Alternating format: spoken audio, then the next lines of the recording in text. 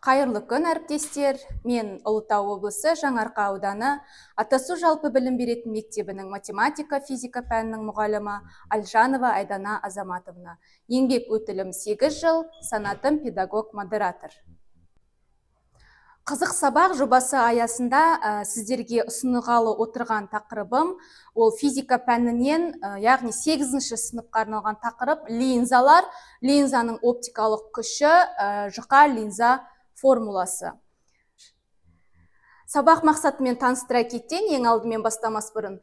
Яғни жұқа линза формуласын есептер шығару үшін қолдану, және де линзаның сызықтық ұлғаю формуласын сандық және графиктік есептер шығару үшін қолдану. Яғни осы оқу мақсатынан бізде келесідей сабақтың мақсаты шығады. Жұқа линзаның формуласын және сызықтық ұлғаю формуласын қолдана отырып есептер шығарады.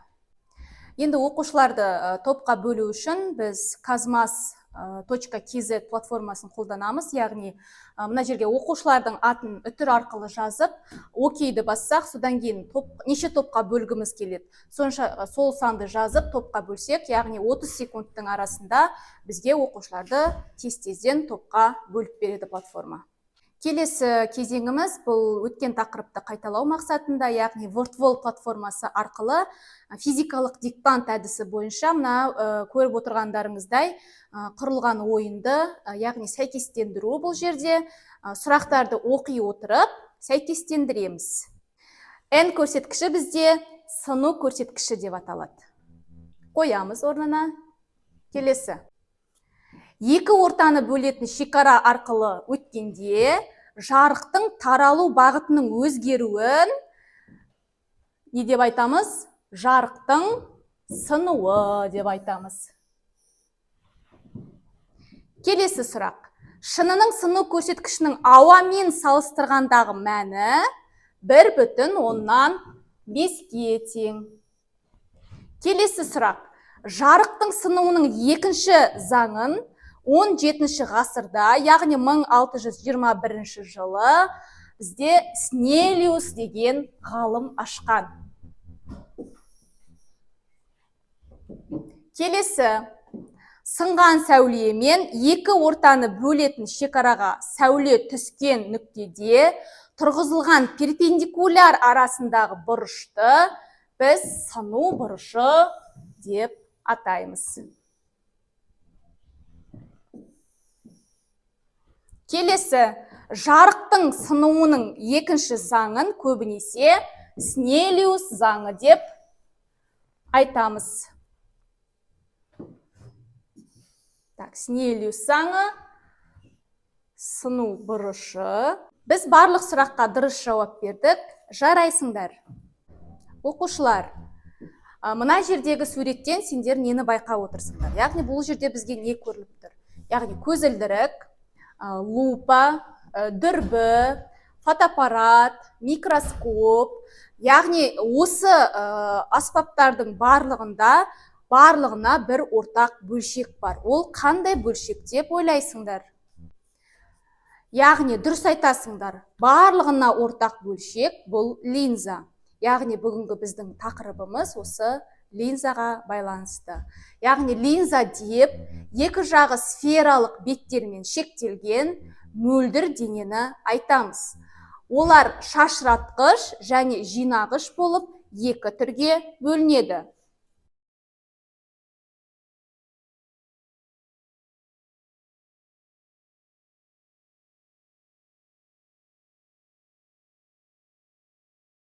Жинағыш линзаны қолданып, осы терезенің кескінін алуға болады. Көріп отырғанымыздай кескін шын, кішірейтілген және төңкерілген. Кескін линзаның әр жерінен өтетін сәулелер арқылы алынады.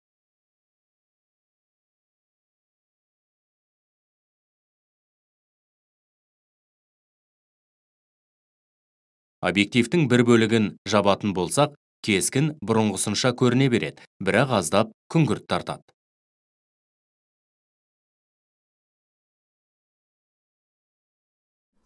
Сол шашыратқыш және жинағыш линзалардың өзі бізде бірнеше түрге бөлінеді. Яғни қос дөңес, жазық дөңес және ойыс дөңес. Енді келесі формулалармен танысып кетейік. Яғни осы линзалардың, жұқа линзаның оптикалық күшінің формулаларын айта кететін болсақ, линзаның оптикалық күші деп бас фокус аралығына кері шаманы айтады. Оны біз D әрпімен белгілейміз. Оның формуласы, яғни 1-дің F-қа қатынасына тең. Линзаның оптикалық күшінің өлшем бірлігі бізде 1 диоптрия. Яғни физикада біз оны қысқартып dPtr деп жазамыз. Яғни ол дегеніміз 1 метрдің минус 1 дәрежесіне тең. Жинағыш линзаның оптикалық күші оң сан болады, ал шашыратқыш линзаның оптикалық күші теріс сан болады. Келесі, жұқа линзаның формулаларын талдап кетейік. Бірінші, линзаның фокус аралығының формуласын айтатын болсақ, ол жерде 1-дің D-ға қатынасы тең болады 1-дің F-қа қатынасы, қосамыз 1-дің үлкен F-қа қатынасына тең. Келесі, линза мен кескін ортасындағы аралықты анықтайтын формула. Ол дегеніміз, яғни кіші F тең болады үлкен F көбейтілген D, кіші D-дан азайтамыз үлкен F-ті. Келесі айта кететін формуламыз, ол линза мен дененің аралығын анықтайтын формула. Яғни кіші D тең болады үлкен F көбейтілген кіші F, кіші F азайтылған үлкен F. Мұндағы F дегеніміз бұл бас фокус аралығы. Яғни бұл жерде линзаның центрінен фокусқа дейінгі OF арақашықтықты линзаның, яғни ол бізде үлкен F пен белгіленеді, фокустық қашықтығы деп аталады. Линза фокусында бас оптикалық оське перпендикуляр фокустық жазықтық орналасқан. Сонымен үлкен D мен бізде линзаның оптикалық күші белгіленеді. Жаңа оны айтып кеттік, тағы да естеріңе түсіріп жіберейін. 1-дің F-қа қатынасына тең. Оптикалық күш D линзаның сыну қабілетінің өлшемі болып табылады. Оптикалық күштің бірлігі үшін 1 диоптрия алынған. Келесі, кіші D мен біз, яғни ол нәрседен линзаға дейінгі қашықтықты кіші D әрпімен белгілейміз, ал линзадан кескінге дейінгі қашықтықты латынның кіші F әрпімен белгілейміз. Алдарыңыздар көріп тұрғандарыңыздай жұқа линзаның формуласы берілген. 1-дің D-ға қатынасы қосылған 1-дің F-қа қатынасы тең болады 1-дің үлкен F-қа қатынасы. Мұндағы кіші D денеден линзаға дейінгі қашықтық. Кіші F кескіннен линзаға дейінгі қашықтық. Үлкен F линзаның бас фокусы. Біз сіздермен осындай ойын ойнайықшы. Яғни, мына жерде ұпайлар берілген, әрбір ұпайда сұрақтар жасырылған. Әрбір ұпайды ашу арқылы біз сондағы сұрақтарға жауап беретін боламыз. Сәттілік. Бірінші топтың сұрақтарын ашайық.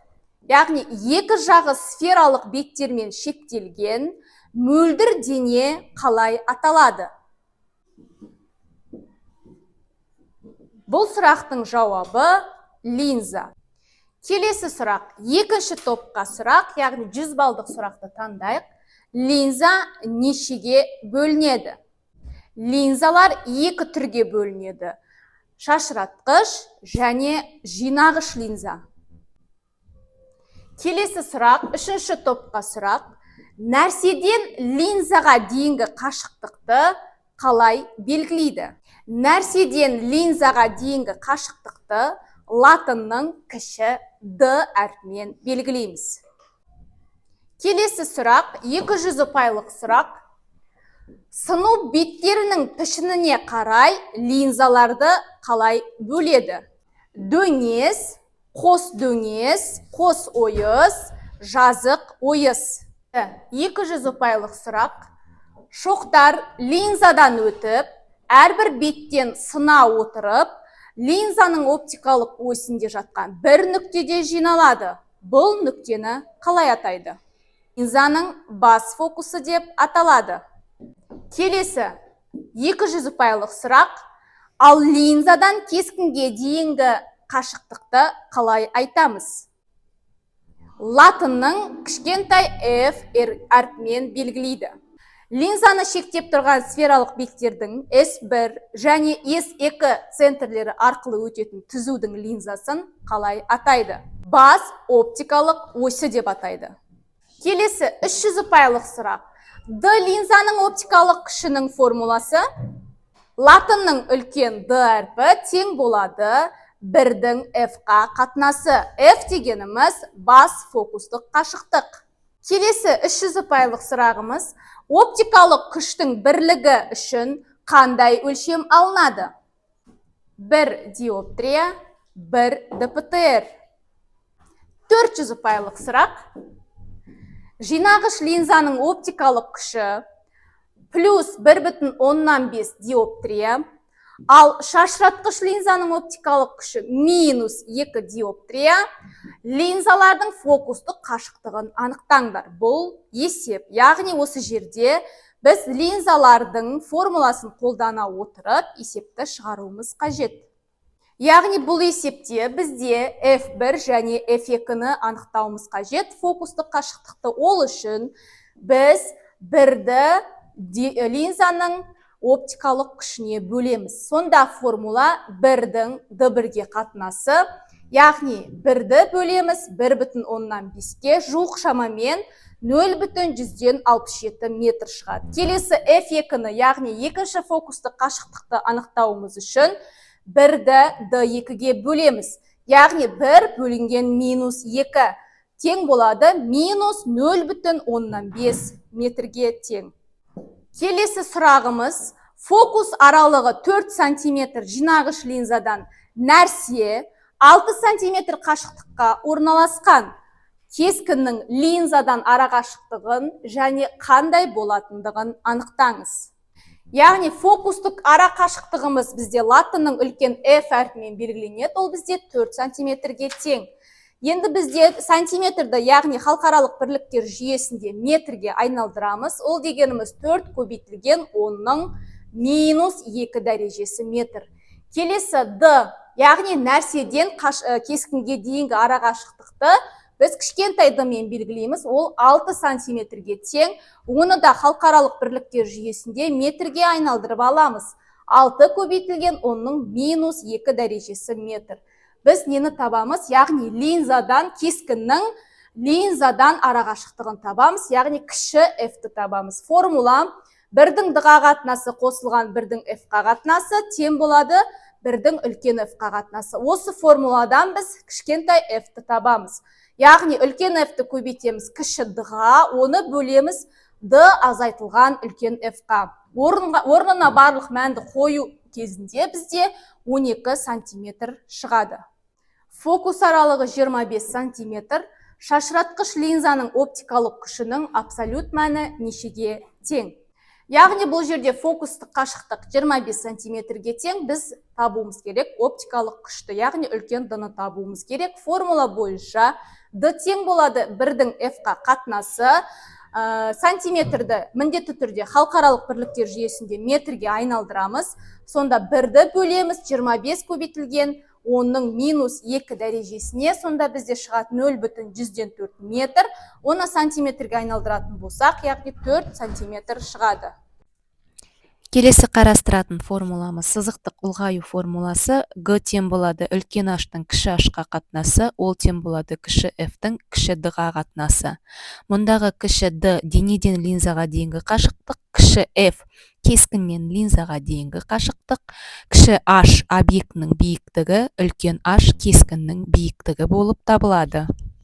Келесі мынандай есеп қарастырайық. Нәрседен линзаға дейін 20 см, ал кескіннен линзаға дейін 60 см орналасқан дененің биіктігі 12 см. Нәрсенің биіктігін анықтаңыз. Яғни бізде берілгені кіші D 20 см, кіші F 60 см, үлкен H 12 см, бізге табу керек кіші H-ты. формуласы г тең болады үлкен h-тың кіші h-қа қатынасы тең болады кіші f-тің кіші d-ға қатынасы. Яғни бұл сызықтық ұлғаюдың формуласы. Осы формуладан кіші h-ты тауып аламыз. Кіші h тең болады 12 сантиметрді 20 сантиметрге көбейтіп, оны 60 сантиметрге бөлгенде 4 сантиметр шығады. Келесі қарастыратын есебіміз. Нәрседен алынған кескінге дейінгі қашықтық 0,36 метр, линзаның фокус аралығы 0,124 метрге тең болса, оның үлкейтуі неге тең? Берілгені кішкентай d 0,136 метр, үлкен f, яғни фокустық арақашықтығы 0,124 метр. Табу керек сызықтық ұлғаю үлкен g-ны. Бұл жерде біздің қолданатын формуламыз сызықтық ұлғаюдың формуласы, яғни g тең болады кіші f-тің кіші d-ға қатынасы, және де 1-дің f-ға қатынасы тең болады 1-дің d-ға қатынасы қосылған 1-дің f-ға қатынасы. Осы екі формуладан қорытып шығарғанда бізде келесі формула шығады. Кіші f тең болады үлкен f көбейтілген кіші d, d-ның d азайтылған f-ға қатынасына тең. Орын-орнына мәндерді қойғанда бізде яғни 0,124 метрді көбейтеміз 0,136 метрға, оны бөлеміз 0,136-дан азайтамыз 0,124-ті, сонда тең болады 0,172-ге. Сызықтық ұлғаюды табу үшін кіші f-ті кіші d-ға бөлеміз, сонда бізде 2 шығады. Келесі есеп. Линзаның оптикалық центрінен 4 см қашықтықта орналасқан заттың 5 есе үлкейтілген жалған кескінін беретін жинағыш линзаның оптикалық күшін анықтаңыз. Бізде берілгені кіші d, яғни 0,104 метр, сызықтық ұлғаю 5-ке тең. Осы жерде бізде қолданылатын формула, яғни оптикалық күштің формуласы d тең болады 1-дің f-ға қатынасы, және де сызықтық ұлғаюдың формуласы g тең болады кіші f-тің d-ға қатынасы. Осы жерден кіші f-ті табу үшін g-ны кішкентай d-ға көбейтеміз. Сонда оптикалық күшті анықтайтын формула 1-дің кіші d-ға қатынасы азайтылған 1-дің g мен кішкентай d-ның көбейтіндісіне қатынасы. Яғни орнына қойғанда бізде 20 диоптрия шығып тұр. Келесі тапсырма. Дене жинағыш линзадан 25 см қашықтықта орналасқан, оның оптикалық күші 5 диоптрияға тең. Кескін линзадан қандай қашықтықта алынады және ол қандай болады? Кескіннің сызықтық ұлғаюын анықтаңыз. Сонымен бізде берілгені кіші d, яғни 25 сантиметрді метрге айналдырғанда 0,125, және де линзаның оптикалық күші 5 диоптрияға тең. Бізде табу керек кіші f пен, яғни үлкен g, ол бізде сызықтық ұлғаюды анықтау керек. Бұл жерде линзаның оптикалық күшінің формуласы қолданылып тұр. Үлкен d тең болады 1-дің үлкен f-ға қатынасы. Үлкен f-ті табу үшін біз 1-ді d-ға бөлеміз. 1-ді d-ға бөлгенде, яғни 1-ді 5-ке бөлеміз, ол бізде 0,2 метрге тең. Яғни фокустық арақашықтық 0,2 метр. Ары қарай кіші f-ті табу үшін f көбейтілген d-ның d азайтылған f-қа қатынасына тең формуланы қолданамыз. Яғни формулаға орын-орнына қойғанда бізде 1 метр шығады. Сызықтық ұлғаюды анықтайтын формула ол бізде кіші f-тің кіші d-ға қатынасы. Кіші f-тің мәні бізде 1 метрге тең болды, ал кіші d-ның мәні 0,125-ге тең. Сонда бізде бөлгенде 4 шығады. Сызықтық ұлғаю 4-ке тең.